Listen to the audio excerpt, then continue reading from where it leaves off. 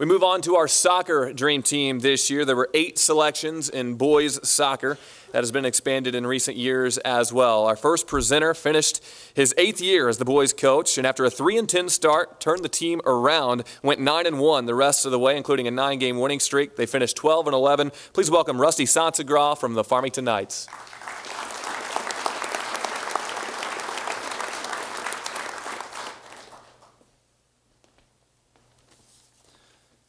Thank you. It's my honor to speak on behalf of Logan, England. Logan is the son of John and Michelle England. I've had the benefit of knowing Logan since our kids have grown up together. He and my daughter are the same age, and they actually started out on the same soccer team. And I want to congratulate John and Michelle. They've raised a fine young man here. You know, I couldn't ask for a better kid to represent my team than Logan, England. Speak a little bit on some of his accomplishments. Logan is a member of the FCA, TSA, National Honor Society, basketball and baseball teams. He's ranked 21st in his class with a 10.7 on 11.0 scale. Logan was an all-conference member in 2011, and all-conference, all-district, all-region, and honorable mention all-state in 2012. He was our leading scorer this year with 8 goals and 11 assists. The stats don't really tell what Logan brings to our team. Logan is a very humble kid. This is probably killing him standing up here in front of everyone, but he leads by example on the field, off the field. Like I said before, I can't ask for a better young man. He's the type of player you don't have to worry about whether or not he's getting his off-season work in. He's always at the field. He is, anytime you show up on the weekend, I can promise you Logan will be out there. If not by himself, he will have other teammates out there with him. His knowledge and vision of the field is unbelievable. That might lead back to his basketball background also. He's a point guard on the basketball team, plays baseball. As a sophomore, he played varsity in all 3 sports. That doesn't happen very often nowadays. Most kids specialize in one sport. But Logan is that type of athlete where he can play pretty much anything he sets his mind to. Mentally tough, you know, he talked a little bit about the beginning of our season. Logan is one of the most mentally tough kids that I've had on my team. We started 0-6 and did not score a goal in the first 6 games. And he was a starter on last year's team that won our first district championship. And it was very hard for him. Very hard for me, the way we started the season. We did play 5 state-ranked teams in the first 6 games, but Logan hung in there, and he hung in there with me, and it made a big difference at the end of the season. I'm very proud of him for that. I'm going to leave with a quote from Anson Dorrance that pretty much sums up Logan. The vision of a champion is someone bent over, drenched in sweat, at the point of exhaustion when no one else is watching. That describes Logan best because, like I said, you can find him anywhere. He'll be on his own practicing, making himself better, and congratulations, Logan.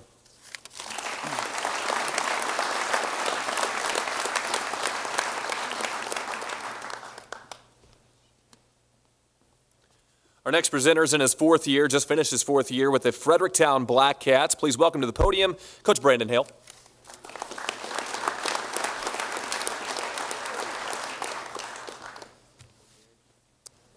I have the distinct privilege of introducing to you today Garrett Burns. He's the son of Heather and Greg Burns. I can tell you that 4 years ago when I first started coaching, I walked into a very crowded room of young men, and I walked in and they looked at me and I looked at them, and I think they were just as nervous as I was to them. During that time, one individual really stood out. Garrett, from the very beginning of my coaching career, came up and he said, Coach, hey, I mean, anything that I can do to help out, I'd be glad to do it. And regardless of what was going on in a game, ups, downs, it didn't matter. Garrett kept a positive morale. He was a very, very good influence on our younger players. always in the game. Garrett he'd be out on the field. He would be up in St. Louis practicing. It didn't matter what Garrett was or where he was thinking about soccer. That mentality rubs off on other players. I can't attest to enough that, and I know Rusty spoke of Logan up here as being humble. Garrett as well is extremely humble. I know just standing up here, Garrett probably is, yeah, definitely. But once that first season took off, Garrett kind of worked in the backgrounds with some of the older athletes, and as they graduated and Garrett matured, he really came to light. And when he burst onto the scene, he never looked back. Last season, he set a school record on most goals scored in a single season, which was 28. This season, had he not had a preseason injury, I'm sure he would have beat that record. He was shy of it by just 1 goal, scoring 27 this season. Garrett was named to the All-District team, the All-State team, the J-98 Dream team, all honors that definitely he earned. Garrett, both on and off the field, shows a character that you don't find in many people his age. I do a lot of computer work for the school, and I have the pleasure to be in the buildings with the students, so I get to see them interact with each other. And walking down the hallways, Garrett is the type of individual that somebody gets a book knocked out of their hand, he's there to help pick it up. And I don't see that very often this day and age. I've spoken with Garrett many times throughout the years and what his interests were and what he planned on doing after high school. Garrett has several offers from several different colleges. I don't think he's ready to announce just which one he's decided upon yet. I'm sure whichever one he chooses, we'll be very lucky to have him. What I want to leave you with is not so much stats. His career goals are 64 for his varsity career, 24 assists, pretty amazing. What I want to leave you with, though, is character.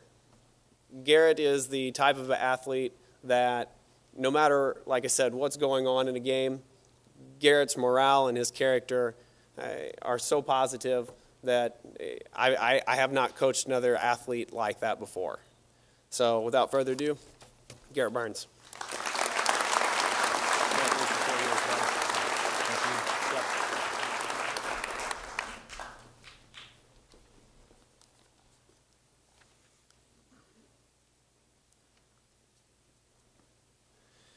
Our next presenter was unable to attend today. It was to be Hillsborough coach Chris Schott, but I believe we have his assistant in place, Clancy Moore. Please welcome Clancy Moore to the podium.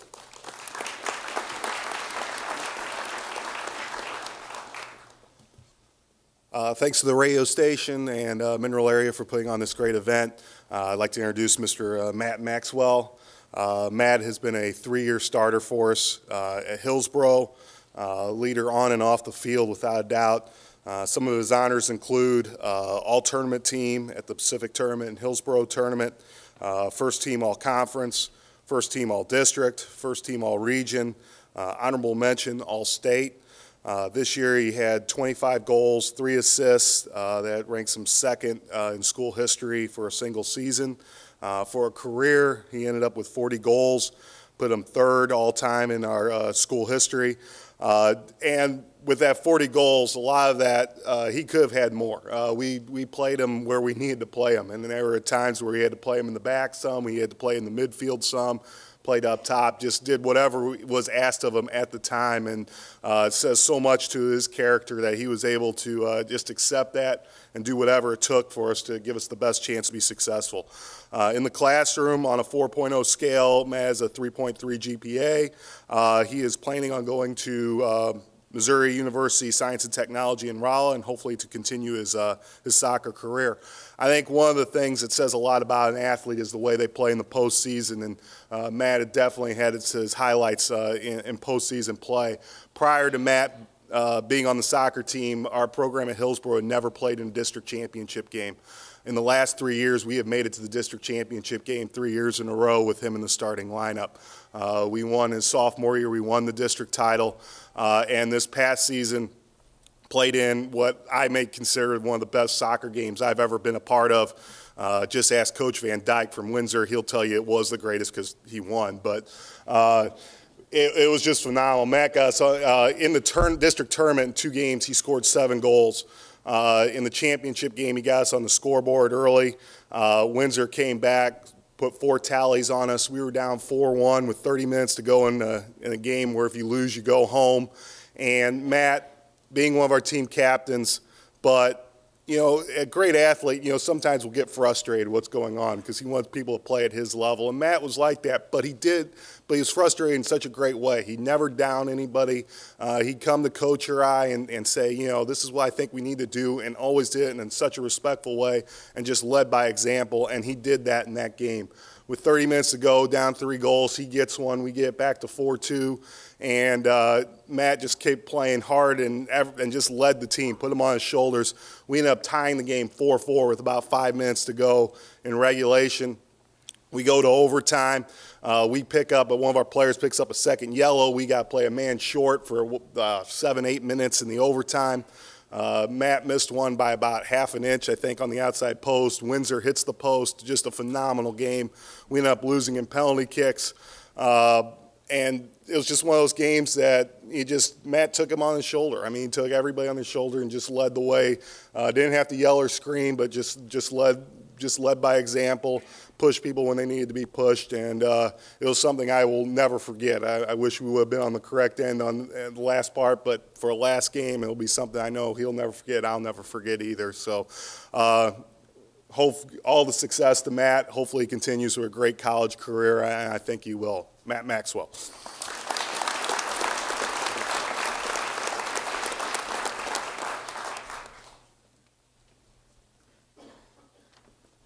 Our next presenter was also unable to attend today for the North County Raiders, but he too sent an assistant to speak in his place.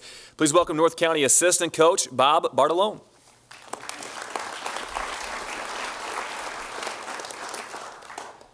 How you all doing? It's a great afternoon. I'm glad to be here. I'm honored to be here because what it represents is these players have been recognized by other coaches for being some of the best in the area. And in this, I have Levi Spray, who's with us today. And there's a lot of things you can say about Levi, and I just try to summarize it. Fast feet, nifty moves, led the team the last 2 years in scoring points. And finally, I could never understand it. He'd get 2 or 3 guys on him, and he'd come away with the ball, and I go, how do you do that? But he was able to do it. He's a leader on the field and off the field, and this is just one of the many awards that he may be getting in the future. He's still got 2 more years of high school to go, and it looks like he's going to be able to play in college. And I'm just glad and honored to have him on my soccer team, Levi Spray.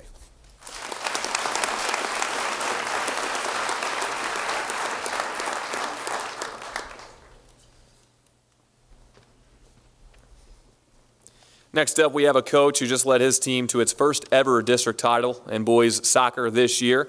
Please welcome Jerry Fulton from Perryville.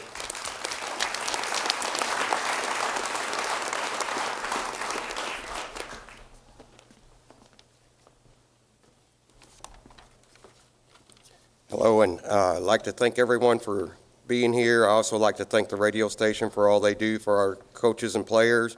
Also would like to congratulate all the players sitting behind me, all the coaches sitting out here, and all the parents that got their players and children here. It's quite an achievement. For these 2 players that I'm about to talk about, you have to talk about wanting to love the game and the sport that you play. And these 2 guys made a conscious decision in that at their 8th grade, 9th grade level. They switched schools to come to Perryville to be able to play the sport they loved. And I always say that when a child makes that conscious decision to play a sport that they love, it makes our job a lot easier. And these guys surely proved that. Both, like I said, both switching schools. They were leaders on the team. They were both captains this year. Like I said, they led our team to the first district championship in school history. I think that they both had the right to choose where they wanted to play, and I think that's a great thing considering 5 years ago boys in Perryville did not have that choice. So, you know, after we won our district championship, I looked at both of them and I asked them if it was worth it and would they make the same decision again, and without hesitation they both answered yes. So the first person I'd like to talk about is to my left here. This is Karsten Lohman. Karsten is the son of Jerry and Jean Gerstenberger. Karsten came to us as a sophomore, which means he had to play JV his first year. I don't know if it killed him more or me more that he played JV his first year, because I kept telling Coach Spinner, don't get used to him because you won't have him again next year. He was definitely good enough to play varsity his first year. Unfortunately, by switching schools at that time, he had to play JV his first year. But in the next 2 years, Karsten became the sweeper on our team, led the team in blocks in the 2 years that he had 87 blocks, 3 goals, and 3 assists. This year, he led the team to 12 shutout games. It's going to be hard to replace Karsten at sweeper. Sweeper, you know, is probably one of the most demanding and thankless jobs on a soccer team. There's no stats to be recorded. You don't get the game-winning goal. You know, nobody remembers that, hey, you shut down their best player. But Karsten did it without hesitation all season long and never once asked for anything in return, even though I think the things came to him. Karsten's achievements this year was he got the team award for All Defensive Player of the Year.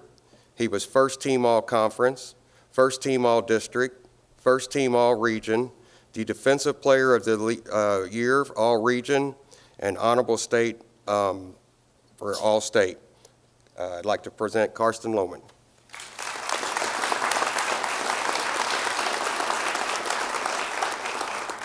The next gentleman on my right is Austin Roth. Austin is the son of Paul and Mary Roth of Perryville. Austin made his decision as an 8th grader and came over as a freshman.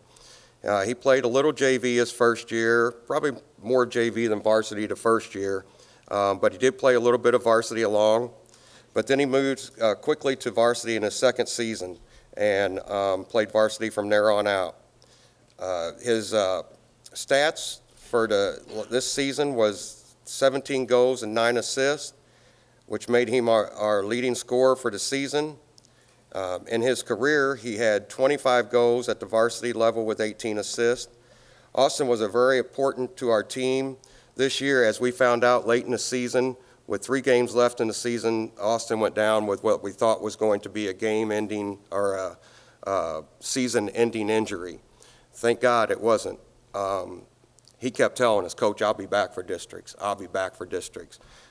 We were skeptical, very skeptical. But he never lost faith that he was going to make it back. And thank God he did, because after that, he led our team to their first district title.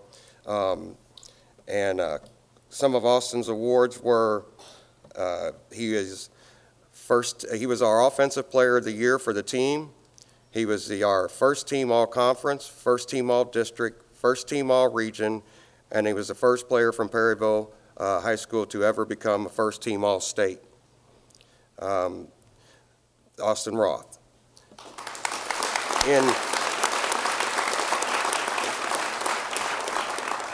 And in closing, I would just like to thank Austin and Karsten for the decision they made and the time that we got to spend together, and wish them both success in the future. I know whatever college ends up with these 2 boys will be a better place for it. But I know that they will be successful because of who they are and how they work, and that they work to be the best they can be. Congratulations, and thanks to everyone again.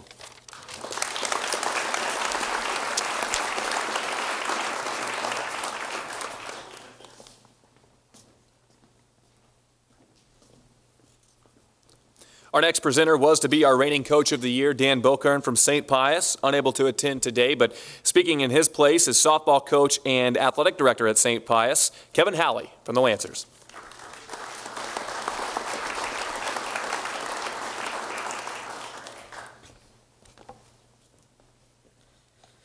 Thanks, Glenn. Thanks, Ryan, for putting on this event this evening. I'm honored to be here to talk a little bit about Jordan. I haven't had the pleasure of directly coaching Jordan, but I've had him in class, and I've been around the soccer program. I am a member or a alumni of the St. Pius soccer program. And I got to play, when I was in high school, I got to play with probably who was the greatest soccer player in school history, Mike Tranchilla. Jordan ranks right up there with him in the things that he can do on the field. Jordan finished with his career with 71 goals and 51 assists, which puts him second all-time in school history for points.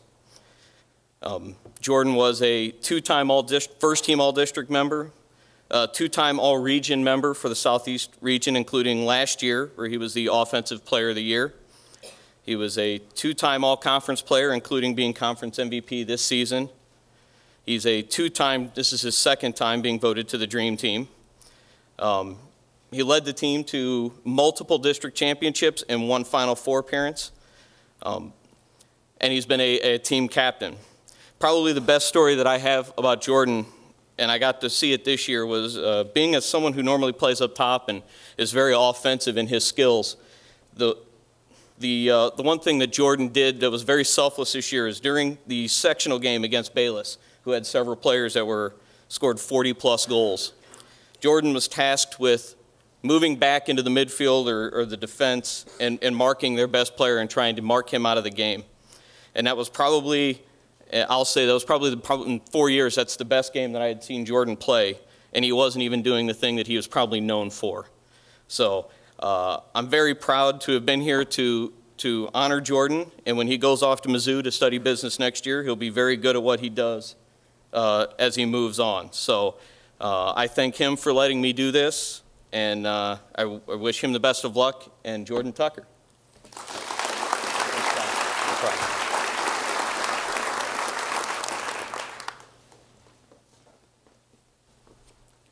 Our next soccer coach was also unable to attend today, unless George Van Dyke has snuck in recently.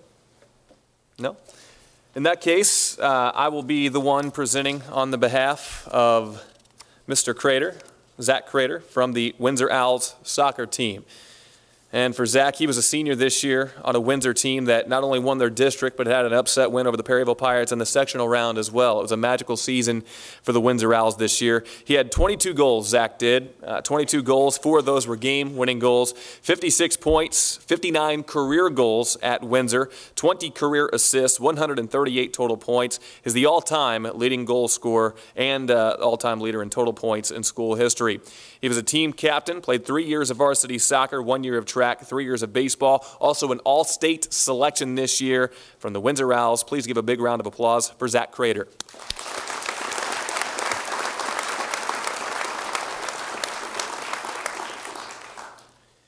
And with that, it's time to announce our player of the year. And again, it was an all-stater in Class 2 with 22 goals and 4 game winners. It was Zach Crater of the Windsor Owls.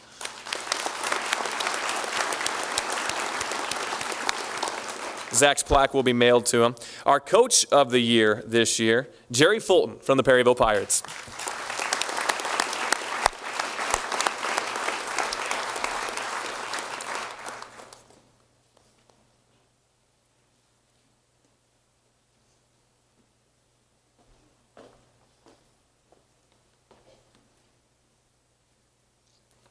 Well, thank you. That's quite an honor. I didn't expect that.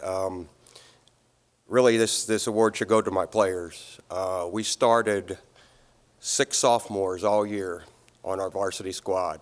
So for these 2 young men sitting behind me, they made a conscious decision to go to those sophomores and make them a part of the team and to nurture that and to bring these guys along. And believe me, when you have to play teams like Windsor and Pius and Farmington, who all have good coaches and good players, it's hard to come out of our district. And these guys told me on the first day of practice last season that, Coach, we're going to win districts this year. I was like, okay, we're a 5-year-old program. You never give up your faith, and you always keep working hard, and you can achieve anything. Well, they did. They went out, they got the #1 seed, and they came back and won districts. You know, our first game in districts was against Rusty's team, Farmington. Great game, probably one of the best games I saw all year. It was a 1-0 game. Knew that we were not going to get through that easy. Come back and got Cape Central in the championship game, 5-year program, winning the first districts. How we lost to Windsor is still beyond us. We outshot Windsor 31-5 in the sectional game, had the ball on the goal line 3 times. All it had to do was row 10 inches and we win. We lose in the second round of penalty kicks. It was pretty heartbreaking for our team, but you know, I think the guys have learned from it. They're definitely smarter and going to be better next year for it. We have some big shoes to fill, but I believe our young players are ready to come up and try to do that. Thank everyone for this. Thank you.